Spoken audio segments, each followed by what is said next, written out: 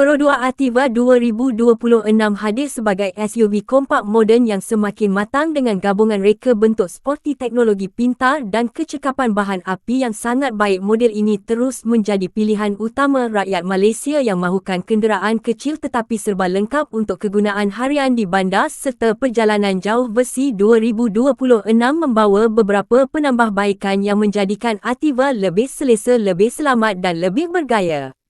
Dari segi luaran, perodua Ativa 2026 tampil dengan wajah yang lebih segar dan agresif. Lampu hadapan LED penuh kini direka lebih tajam dan moden memberikan pencahayaan lebih baik pada waktu malam. Grill hadapan kelihatan lebih berani dengan sentuhan hitam berkilat serta bumper yang direka semula untuk imej SUV sebenar. Garisan badan yang aerodinamik membantu mengurangkan rintangan angin manakala rim alloy baharu menambah gaya premium kepada keseluruhan penampilan. Masuk ke bahagian dalaman, perodua Ativa 2026 menawarkan kabin yang praktikal dan selesa. Tempat duduk direka ergonomik dengan sokongan yang baik untuk pemanduan jarak jauh. Ruang kaki dan ruang kepala mencukupi untuk penumpang hadapan dan belakang. Walaupun saiznya kompak, papan pemuka moden dilengkapi skrin infotainment sentuh yang menyokong Apple CarPlay dan Android Auto. Sistem ini memudahkan pemandu mengakses navigasi, muzik dan panggilan dengan lebih selamat. Sistem penghawa dingin automatik memastikan kabin kekal sejuk dan selesa dalam cuaca panas Malaysia.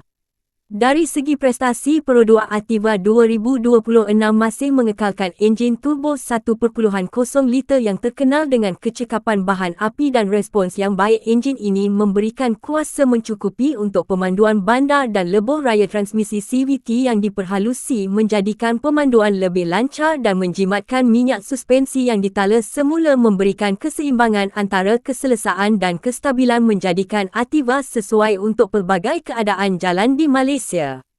Keselamatan merupakan salah satu kekuatan utama perodua Ativa 2026.